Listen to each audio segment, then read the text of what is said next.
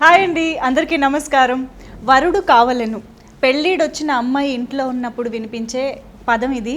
డెఫినెట్గా చాలామంది ఇళ్లల్లో అంటూనే ఉంటారు, వింటూనే ఉంటారు. కాకపోతే ప్రేమ అనే టాపిక్ వచ్చినప్పుడు అమ్మాయి అబ్బాయికి సంబంధించిందే అయినప్పటికీ పెళ్ళి అనే టాపిక్ వచ్చినప్పుడు మాత్రం రెండు కుటుంబాలకు సంబంధించింది అవుతుంది.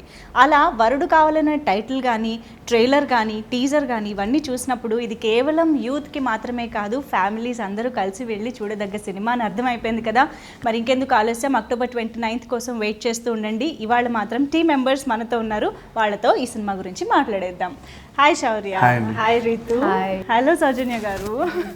హాయ్ గణేష్ గారు. ఎలా ఉన్నారు అందరూ? Excited, nervous? ఏం జరుగుతుంది లోపల? నాట్ ఎక్సైటెడ్ అండి, రిజల్ట్ ముందుగానే తెలుసు కాబట్టి. Wow, confident. Yeah, confident. Okay, interesting. Ritu? Mixed feelings అండి. Second film this year? Third actually.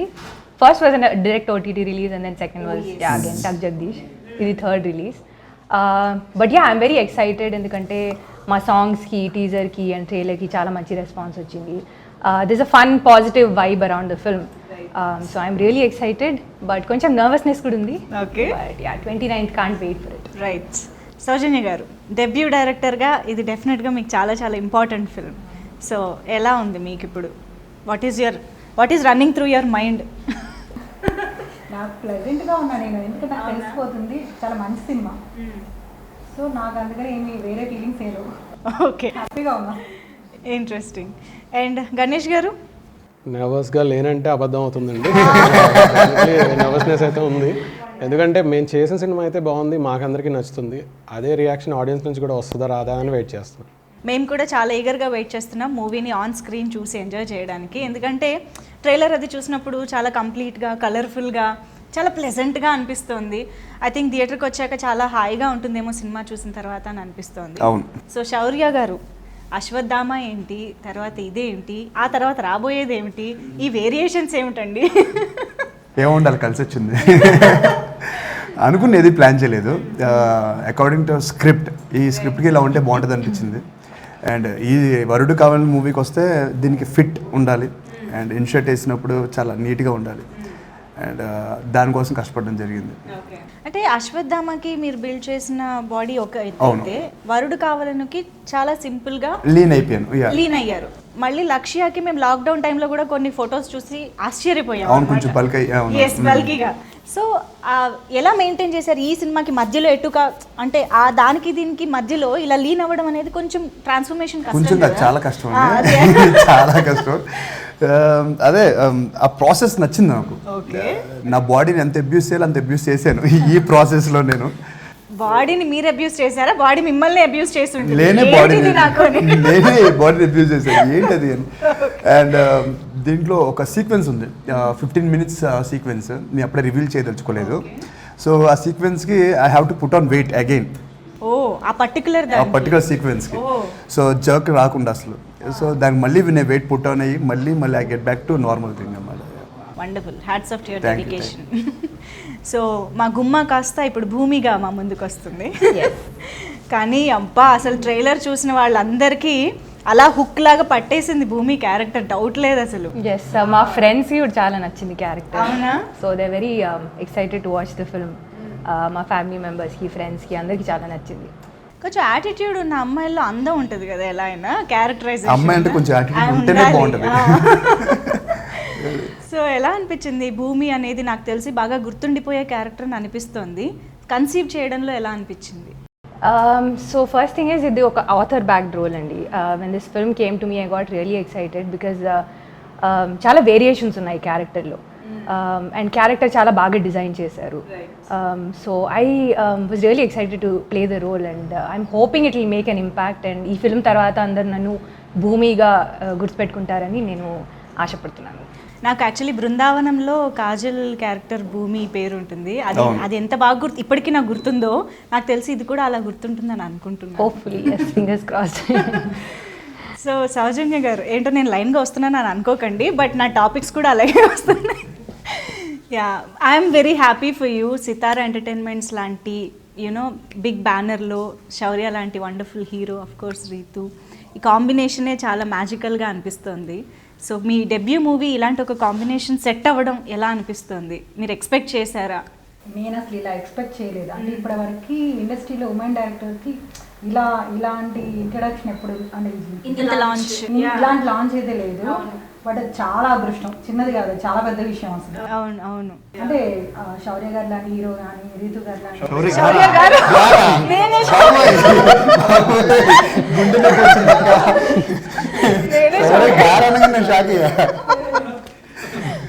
మీ తమ్ముడు అందరికీ ఇంటర్వ్యూస్ గారు అని ఏమో పర్లేదు అక్క, ఓకే అయితే నేను అలాగే పిలుస్తా సౌజన్య గారు.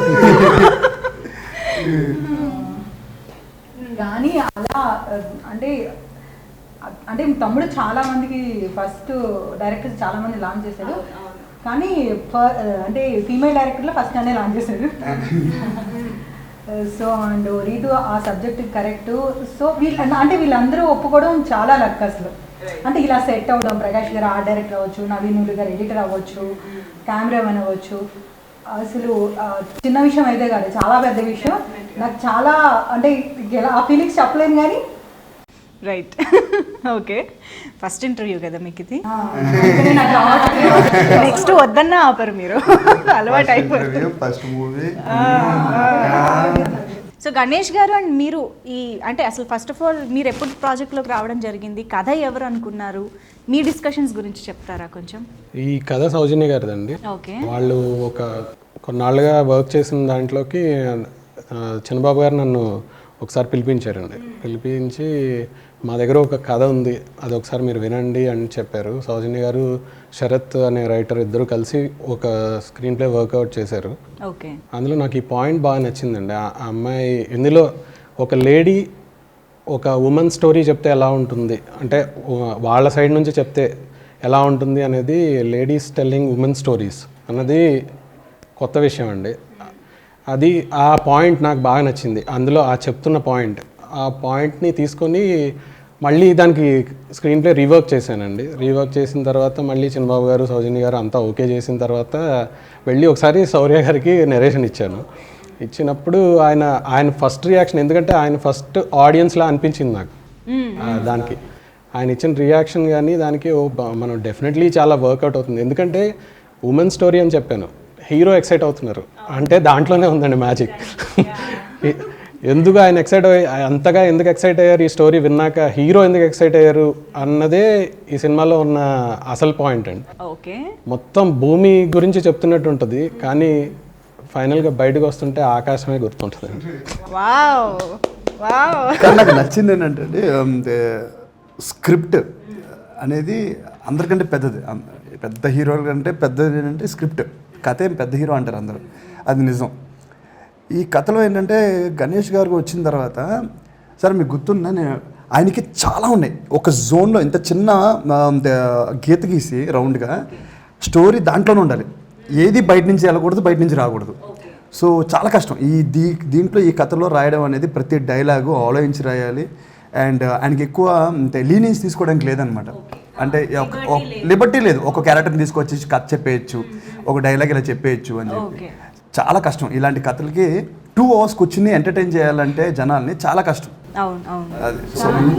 ఇంకో విషయం చెప్తా, ఒక సెల్ఫ్ రెస్పెక్ట్ ఉన్న అమ్మాయి ఒక అబ్బాయిని ఇష్టపడాలంటే అసలు ఆ అబ్బాయి ఎలా ఉండాలి? అవును. సో ఆ అబ్బాయికి అందం ఒకటే సరిపోదు, క్యారెక్టర్ ఉండాలి. సో హీరో ఆటోమేటిక్గా అక్కడే ఎలివేషన్ వచ్చేసింది. మా తమ్ముడికి ఎలివేషన్ కాదు, నిజంగా తనలో ఉంది, తనలో ఉంది కాబట్టి అందం ఉంది, అసలు రియల్ లైఫ్ లో ఉంది, అందం ఉంది, క్యారెక్టర్ ఉంది. సో అది నాకు పెద్దగా ఇంకా మా తమ్ముడు యాక్ట్ చేయక్కర్లేదు. సీరియస్లీ మా తమ్ముడు ఓన్లీ స్క్రీన్ ముందు యాక్ట్ చేస్తాడు, స్క్రీన్ అండ్ యాక్ట్ రాదు. చాలా జెన్యూన్ పర్సన్. సో ఇలాంటి అమ్మాయి అలాంటి అబ్బాయిని ప్రేమించాలంటే అసలు ఆ అబ్బాయికి ఎలాంటి క్వాలిటీస్ ఉండాలి, అన్నిటికన్నా అబ్బాయి హైలైట్ అనమాట. అందుకే లాస్ట్లో ఆకాష్ అలా. బట్ నిజంగానే ఓ బేబీ మీ గెస్ట్ అపీరెన్స్ అయినప్పటికీ కూడా మీరు ఎప్పుడు కూడా హీరోయిన్ క్యారెక్టర్కి ఒక ఇంపార్టెన్స్ ఉన్న స్క్రిప్ట్స్నే సెలెక్ట్ చేస్తున్నారు. నాకు వెంకటేష్ గారు అంటే చాలా ఇష్టం అండి. ఓకే. ఆయన మూవీస్, ఎందుకంటే ఆయన మూవీస్ చూస్తూ పెరిగాను. నాకు నాగార్జున గారు ఇష్టం, చిరంజీవి గారు ఇష్టం, ఎన్టీఆర్ అంటే ఇష్టం, అందరూ ఇష్టం. బట్ వెంకటేష్ గారి జోన్ నాకు చాలా చాలా ఇష్టం. ఎందుకంటే ఒక ఇంటిల్లి బాధి అందరూ వెళ్ళి చూసే సినిమాలు ఉంటాయి. ఇప్పుడు ఆయన సినిమా టైటిల్ చూసుకుంది, పెళ్లి చేసుకుందాం రా అనే. కానీ లేకపోతే లక్ష్మి అనే కానీ ఎక్కువ లేడీస్ ఓరియంటెడ్ ఉంటే బట్ ఆయన డ్రైవ్ చేస్తారు సినిమాని. సో మన ఇంట్లో కనెక్ట్ అవుతాం. అండ్ సినిమా చెప్పగానే భూమి బి లైక్ అందరికి నచ్చే క్యారెక్టర్. ఆ అమ్మాయి నన్ను ఇష్టపడుతుందంటే దాంట్లో తప్పే ఉంది. వరుడు కావాలని టైటిల్ పెడితే చాలామంది దగ్గరకు వచ్చి చెప్పారు ఇది heroine oriented kind of movie ఉంది. అరే ఒకసారి చూడండి రా సినిమా, డెఫినెట్లీ అందరికీ నచ్చుద్ది. ఇట్స్ నాట్ అబౌట్ నేనా భూమియా కాదు, ఇద్దరు ప్రేమించుకునే జంటను చూస్తారు. So that is more important. కథ ఇంపార్టెంట్. కథలో నేను ఎంతవరకు హెల్ప్ అయ్యాను అనేది నా బాధ్యత. రీతుని కాకుండా ఇంకొకనైతే ఊహించుకోవచ్చు. నేనైతే ఊహించుకోను. చాలా సెటిల్డ్గా సూపర్ ఆర్టిస్ట్. ఇంకా అసలు ఆర్టిస్ట్ విషయం చెప్పక్కర్లేదు అసలు. మేము యాక్చువల్లీ ఇప్పుడు జస్ట్ ట్రైలర్కే కనెక్ట్ అయిపోయాం, ఇంకా సినిమా కూడా చూడలేదు మేము. బట్ స్టిల్ భూమిగా రీతుని మేము ఫిక్స్ చేసేసుకున్నాం అనమాట అలా మైండ్. రియల్ లైఫ్లో కూడా యాక్చువల్ రియల్ లైఫ్లో కూడా ఈ అమ్మాయి అలాగే ఉంటుంది. చాలా సెల్ఫ్ రెస్పెక్ట్ ఉన్న అమ్మాయి రీతు. సేమ్ మాకిద్దరు, నాకు అందుకే ఎక్కువ యాక్ట్ చేయకుండా ఇద్దరు అలా సరిపోయారు క్యారెక్టర్స్కి. నేను యాక్చువల్లీ అదే అడుగుదాం అనుకున్నా, రీతుకి భూమికి ఏమైనా సిమిలారిటీస్ ఉన్నాయా ఎక్కడ అని. యాక్చువల్లీ నేను చేసిన ప్రతి character I think I can relate in some way and కొంచెం సిమిలారిటీస్ ఉంటాయి. సో ఐఎమ్ గ్రేట్ఫుల్ దట్ ఇలాంటి క్యారెక్టర్స్ నాకు వస్తాయి. సో కానీ భూమి is a bag of surprises అండి. డెఫినెట్లీ మీరు చూస్తున్న ట్రైలర్లో చూసిన భూమియే కాదు, భూమి చాలా చాలా ఓకే చాలా ఉంది. సో ఇది లవ్ అండ్ ఫ్యామిలీ ఎంటర్టైనర్ అని చెప్పొచ్చు కదా ఈ జానర్ని. సో బేసిక్గా ఈ జానర్లో గతంలో కూడా చాలా మూవీస్ వచ్చాయి, లేదా పెళ్లి టాపిక్తో కానీ ఇలాగా డిఫరెంట్ కైండ్ ఆఫ్ మూవీస్ వచ్చాయి. సో ఆ జానర్కి సంబంధించి చూస్తే ఈ సినిమాలో ఏంటి స్పెషాలిటీ, ఏంటి కొత్తదనం? నేనున్నానండి రీతు ఏ కథలో అంటే కాదు, అన్ని ప్రేమించుకోవడాలు విడిపోవడాలు పెళ్లి చేసుకోవడాలు ఇవే ఉంటాయి స్టోరీస్లో. కానీ కొత్తదనం ఏంటంటే ఆ క్యారెక్టరైజేషన్స్, వాళ్ళ బ్యాక్ డ్రాప్స్, ఇవన్నీ స్పెషలే. More than anything I feel అది ఓల్డ్ స్కూల్ రొమాన్స్ అంటారు కదా. ఈ మూవీలో I don't think you'll ever see us hugging or holding hands or anything నేను లైక్ రీతుని ఒక్కసారి దట్. కూడా సో చాలా రోజుల తర్వాత రొమాన్స్ అంటే ఏంటి, ఎక్కడో బెడ్రూమ్ లో అలా not just physical attraction. Just వీళ్ళిద్దరు మాట్లాడుకోవట్లోనే అసలు వీళ్ళిద్దరు కెమిస్ట్రీ చాలా బాగా వర్కౌట్ అయింది. అంటే చిన్న కరెక్ట్ పాస్ అవుతుంటుంది అనమాట. అంటే వీళ్ళిద్దరు కలిస్తే బాగుండు, వీళ్ళిద్దరు నాకు ఎప్పుడో వెంకటేష్ సౌందర్యం చూస్తే అలా అనిపించేది. నాకు ఇప్పుడు వీళ్ళిద్దరు చూస్తే మంచి ఫీలింగ్, అలాంటి ఫీలింగ్ వచ్చింది. నా పర్సనల్ ఫీలింగ్స్ ఇవి.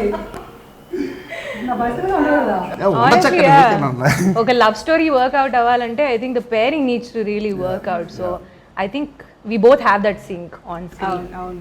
రీతు చాయిస్ ఎవరు అసలు? రీతు ఎలా వచ్చారు ఆన్ బోర్డ్? నా చాయిస్. మీ చాయిసే. ఓకే. సో కాదు, భూమికి రీతుకి సిమిలారిటీస్ ఉన్నాయని అర్థం. పోనీ అలాగే అనేసుకుందాం. అయితే క్యారెక్టర్ వచ్చింది మీ నుంచి కాబట్టి మీకు భూమికి కూడా ఎంతో కొంత కనెక్షన్ ఉంటుందని అనిపిస్తుంది. అది కూడా అమ్మాయిగా కదా. అది ఏంటి ఇద్దరు మగాలని చెప్పాను. డెఫినెట్ గా ఉంటుంది. నేను సేమ్ ఇండిపెండెంట్ గా ఎదిగిన అమ్మాయిని. నాకు చాలా సెల్ఫ్ రెస్పెక్ట్ ఉంటుంది. లవ్ స్టోరీ తప్ప ఈ సినిమాలు అన్నీ ఉన్నాయి నాకు. Okay, no comments. లవ్ స్టోరీస్లో మీరు అడిగిన పాయింట్ తీసుకుంటే ఇంతవరకు లవ్ స్టోరీస్ చాలా వచ్చాయండి, కానీ ఇందులో చెప్పిన ఎమోషన్ ఇంతవరకు ఎవరు చెప్పలేదు. ఓకే. కొత్త ఎమోషన్ ఉంటుంది లవ్ స్టోరీలో. ఈ పాయింట్ మాత్రం ఎవరు డీల్ చేయలేదు, ఇంతకుముందు చెప్పలేదు ఏ సినిమాలో, ఏ లవ్ స్టోరీలో. అదేంటి అన్నది మేము సినిమా తర్వాత మాట్లాడొచ్చండి, కానీ డెఫినెట్లీ ఆ విధంగా అయితే ఎవరు చెప్పలేదు కథని. అది అంతవరకు చెప్పగలరు. ఒక అమ్మాయిని అర్థం చేసుకోవడం అనేది చిన్న విషయం అయితే కాదు. పేరెంట్స్ కూడా 100% అర్థం చేసుకోరు. అంటే వాళ్ళు మనం హ్యాపీగా ఉండాలనుకుంటున్నారు కానీ మనకు నచ్చింది ఏంటో గుర్తించరు వాళ్ళు. So at the same time connect అవ్వడం అంటే ఏంటి అనేది ఎవరికి ఒక క్లారిటీ లేదు. మేము చెప్తాం అంటే అసలు ఏంటి. ఇప్పుడు మన ఇళ్ళలో పెళ్లి సంబంధాలు చూస్తారు. ఇప్పుడు మీకు ఒక పెళ్లి సంబంధం చూసారనుకో, మీ ఏజ్కి తగ్గట్టు, మీ క్యాస్ట్కి తగ్గట్టు, మీ క్యారెక్టర్కి తగ్గట్టు చూస్తారు. కానీ అయినా ఒక 10 మందిని పెళ్లి చూపులు చేస్తారు. కానీ మనకు ఒకళ్ళే ఎందుకు నచ్చుతారు అది దీంట్లో చూడండి. అంతే కదా. ఇంతమంది మీ ఇంట్లో పేరెంట్స్ ఏం చేస్తారు, మీకు తగ్గ వాళ్ళే తెస్తారు కదా. కానీ మీరు ఒకరికే కనెక్ట్ అవుతారు. ఎందుకు అలా డబ్బులకే కనెక్ట్ అవ్వరు అమ్మాయిలు. అలా ఏం కాదు, క్యారెక్టర్ ఉంటుంది. మనం కూడా క్యారెక్టర్కే కనెక్ట్ అవుతాం. అదేంటో ఇంట్రెస్టింగ్.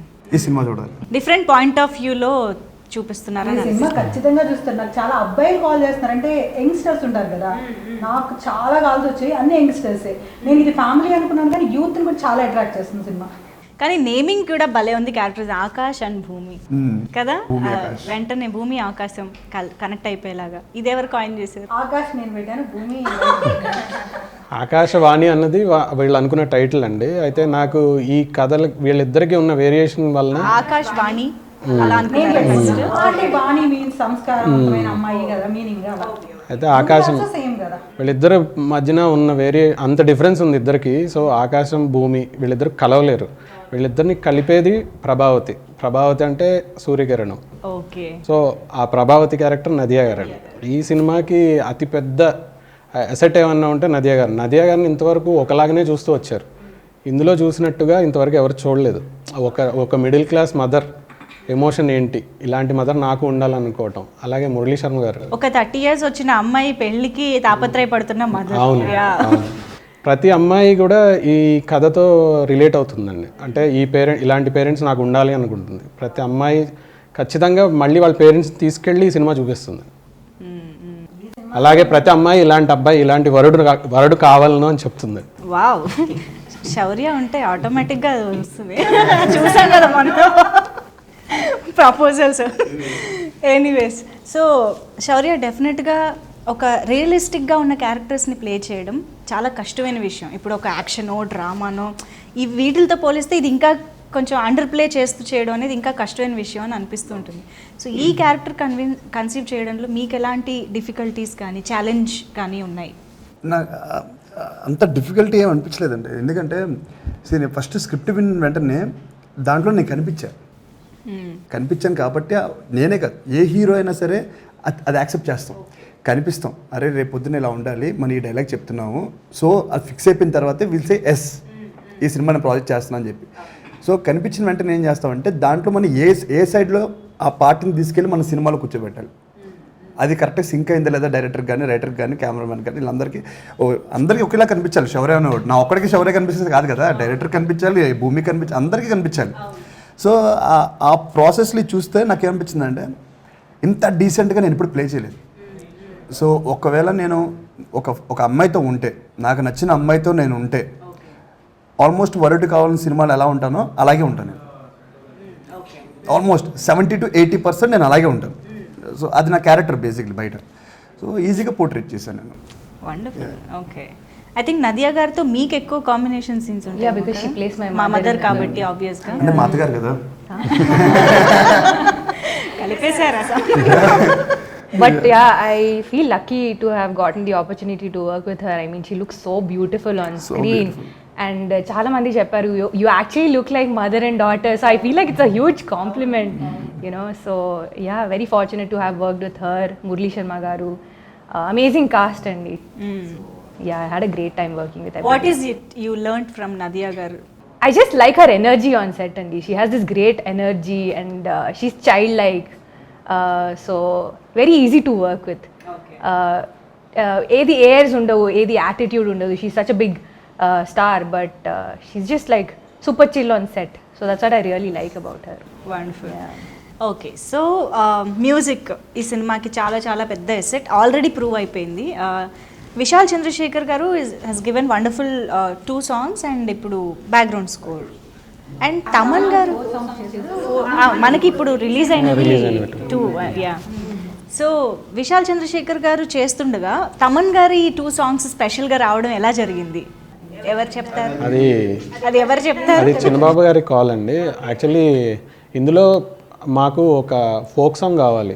ఆ ఫోక్ సాంగ్ ఖచ్చితంగా అంటే ఈ వైరల్ అయితేనే, ఇప్పుడు ఈ మధ్య ఏదైనా ఒక పాట వైరల్ అయితే కానీ జనంలోకి వెళ్ళట్లేదు, నోటీస్ చేయట్లేదు, ఆడియన్స్ నోటీస్ చేయట్లేదు. అలాంటి సాంగ్ ఒకటి కావాలి. అంటే విశాల్ గారు చేయరని కాదు, ఆయనది ఒకలా ఉంటే మన తెలుగు సెన్సిబిలిటీస్కి మనకి కావాల్సిన టేస్ట్కి మ్యూజిక్ చేయగలిగింది తమన్ గారు. కాబట్టి చిన్నబాబు గారికి అంటే చిన్నబాబు గారు ఉండబట్టి మాకు తమన్ వచ్చారండి, లేదంటే రారు. సో ఆయనకున్న యాక్సెస్ వలన తమన్ గారికి కాల్ చేసి ఇలా నాకు ఒక ఫోక్ సాంగ్ కావాలి అని చెప్పి, అసలు యాక్చువల్లీ ఫస్ట్ వెడ్డింగ్ సాంగ్ ఒకటి చేశారండి, వడ్డాణం సాంగ్. తర్వాత ఈ ఫోక్ బిట్ అనుకున్నదల్లా అదొక ఫుల్ ఫ్లెడ్జ్డ్గా ఒక సాంగ్ వచ్చేసరికి ఆ సాంగ్ వినగానే మాకు ఇంకా ఎక్సైట్మెంట్, ఇంకా వచ్చేసింది, వైరల్ సాంగ్ వచ్చేసింది, రావాల్సింది, ఏదైతే కోరుకుంటున్నామో అది వచ్చేసింది అనుకున్నాం. ఈరోజు దిగునాగా ఈ సినిమాకి యూఎస్పీ అయిందండి. డెఫినెట్గా, అవును అవును, ఎక్కడ చూసినా ఇదే పాట వినిపిస్తుంది. రీతు మేము అసలు ఫస్ట్ టైం మిమ్మల్ని డాన్స్ చేయడం చూసి, అది కూడా ఫోక్ సాంగ్, చాలా కష్టపడ్డానండి. ఫోక్ సాంగ్ లో ఎనర్జీతో డాన్స్ చేస్తూ కూడా క్యూట్ గా కనిపించొచ్చని మీరే ప్రూవ్ చేశారు నిజంగా. అంత cute గా కూడా folk song క్యూట్ గా చేయొచ్చా? చేయొచ్చా? అలా ఎందుకు చేశానో మీరు actually you'll see it in the film. ఓహో, దానికి కూడా రీజన్ ఉంది. Yeah. ఓకే. సో సినిమాలో రీజన్ లేకుండా ఏది ఏ సీను జరగదు, ఏ డైలాగ్ జరగదు. నిజంగా ఫస్ట్ టైం ఒక డాన్స్ నంబర్ చేస్తున్నారు కదా, అంత high energy dance number. Yeah, it's not my style అండి యాక్చువల్లీ, బట్ చాలా కష్టపడ్డాను and I think Shekhar master and his team really help me. But ఆ 4-5 days నేనైతే ఎంత stress తీసుకున్నానో, but everybody gave me really like lot of confidence on set. Chinnababu garu, Vamsi garu, Soujanya garu అందరూ they gave me a lot of confidence. Only then I could manage to do it. Yeah. Shaurya's first reaction ఏంటి Ritu dance చూసి? Shaurya was having fun. He didn't have to do anything. He was sitting in the audience. నేను కూర్చొని హ్యాపీగా enjoy చేశాను. But next time if we do a film together, both of us have to dance. Okay. But yeah, me dance miss అవుతున్నాం ఈ మధ్య కొంచెం. నేను కూడా చాలా సంవత్సరాలు, కదా? చాలా ఆల్మోస్ట్ కాలం 6-7 years నుంచి అసలు డాన్స్ చేయలేదు నేను. అంటే అంత డాన్స్ నంబర్స్ కి స్కోప్ ఉండే స్క్రిప్ట్స్ మీరు ఏమో కరెక్ట్గా ఎంచుకోవట్లేదు, లేకపోతే అది రావట్లేదు, ఏం అర్థం కావట్లేదు. బట్ యా, వెరీ సూన్ నేను వేస్తాను. దిగునాగానే కాదు, మనకి సిద్ శ్రీరామ్ గారు కూడా పాడడం వల్ల కూడా కోలకళ్ళే ఇలా కూడా చాలా మంచి హిట్ అయింది సాంగ్.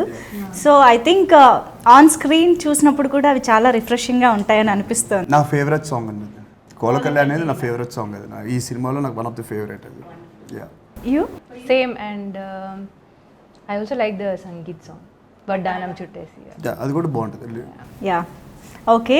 సో సినిమాటోగ్రఫీ విషయానికి వస్తే చాలా రిఫ్రెషింగ్గా అనిపిస్తుంది. ప్రతి ఫ్రేమ్ యూనో చాలా కలర్ఫుల్గా ఉంది, ప్లెజెంట్గా అనిపిస్తుంది చూస్తున్నప్పుడు. వంశీ గారి గురించి, వంశీ పచ్చిపులుసు గారి గురించి అది అంత బాగా రావడానికి ఫస్ట్ మేము కలర్ కాంబినేషన్ మీద వర్క్ చేసాము, కలర్ ప్యాలెట్ క్రియేట్ చేసాము. సో అది క్రియేట్ చేసి దాంట్లో నాకు వంశీ చాలా ఆప్షన్స్ ఇచ్చాడు. సో నేను వంశీకి చెప్పాను, ఈ 3 episodes 3 కలర్స్లో వెళ్దాము, ఆ ఎమోషన్ చెప్పేలాగా వెళ్దాము అని అన్న. తను దానికి చాలా వర్క్ చేశాడు, చాలా అంటే చాలా వర్క్ చేసి ఒక 3-4 nights కూర్చొని నాకు కాంబినేషన్ సజెషన్ ఇచ్చాడు. సరే ఓకే అని చెప్పి నేను సెలెక్ట్ చేశాను. అందుకే అంత రిఫ్రెష్గా కొత్తగా కలర్ కాంబినేషన్స్ కూడా చాలా బాగుంటాయి. రైట్. అంటే మనం ఎప్పుడు చూసే కలర్సే కానీ ఫ్రెష్గా ఉంటాయి. అవును. అంటే ఒక అమ్మాయిగా మీ అవుట్ఫిట్స్ అసలు భలే అనిపించాయి actually. Credit goes to Saujanya garu because చాలా ఇన్వాల్వ్ అయ్యి she made sure. ఆ శారీస్ అన్ని కూడా హ్యాండ్ మేడ్ అనమాట. దీంట్లో మేము ఈకో ఫ్రెండ్లీ, ఆర్గానిక్ అంతా కూడా. సో పర్యావరణానికి ఇబ్బంది లేదు. ఈమె బిజినెస్ ఇంత డీటెయిలింగ్ చాలా తీసుకున్నాను. detailing. అంటే క్యారెక్టర్ భూమి అంటే ఏంటి, రైట్. సో క్యారెక్టర్ నుంచి వాళ్ళు చేసే పనులు కూడా, ఆకాష్ పేరేంటి, ఆకాష్ చేసే వర్క్ కూడా క్యారెక్టర్కి సంబంధించి ఉంటుంది. సో ఒక్కొక్కటి రివీల్ చేద్దాం అన్నీ ఒకేసారి. ఓకే. సో అదే ఎక్కడ క్యారెక్టర్కి కథకి అవేగా వెళ్లకుండా వాళ్ళు చేసే ప్రతి పని, ప్రతి మాట, వాళ్ళ డ్రెస్సింగ్ స్టైలు. సో ఒక ఉమెన్ అంటే నేను అనేది జెంట్స్ అంటే మెయిల్ చేయకూడదు, ఫీమేలే సూపర్ అలా అని కాదు. అంటే ఇప్పుడు మేల్ డైరెక్టర్స్ చూస్తారు ఒక అమ్మాయిని ఎలా చూస్తే అందంగా ఉంటుంది, ఎలా చూస్తే ఇంట్రెస్టింగ్గా ఉంటుంది, వాళ్ళకి నచ్చినట్టుగా వాళ్ళు రెడీ చేస్తారు. కానీ ఇప్పటివరకు ఫీమేల్ చేయలేదు. అసలు ఒక అబ్బాయి నిజంగా అమ్మాయికి ఎలా నచ్చుతాడు, ఎలాంటి క్యారెక్టర్ ఉంటే నచ్చుతాడు, ఎలాంటి డ్రెస్సింగ్ స్టైల్ ఉంటే నచ్చుతాడు, సో అతని నోటి నుంచి ఏ వర్డ్స్ వస్తే బాగుంటుంది, సో అది తెలుస్తుంది. ఇప్పుడు అంటే ఒక ఫీమేల్ డైరెక్ట్ చేస్తే హీరో ఎలా కనిపిస్తాడో తెలుస్తుంది. ఒక అమ్మాయి పాయింట్ ఆఫ్ వ్యూలో అబ్బాయి ఎలా ఉంటే బాగుంటుంది. నేను ఎప్పుడు అది నమ్ముతానండి. అబ్బాయిలకి ఎప్పుడైనా కాస్ట్యూమ్ డిజైనర్ కానీ హెయిర్ స్టైలిస్ట్ అమ్మాయిలు ఉండాలి. ఎందుకంటే వాడికి నచ్చిన అమ్మాయికి నచ్చాలి కదా, వాళ్ళకి నచ్చినట్టు రెడీ చేస్తారు. అబ్బాయికి ఎప్పుడు అలా ఉండాలి, అమ్మాయికి ఎప్పుడు అబ్బాయి ఉండాలి. సో కాంట్రాస్ట్ ఉంటేనే జనం నచ్చుతుంది డెఫినెట్లీ వాళ్ళకి. సో అలాగే నేను లేడీ డైరెక్టర్ మన సౌజన్య గారితో చేసినప్పుడు మీరు అన్నారుగా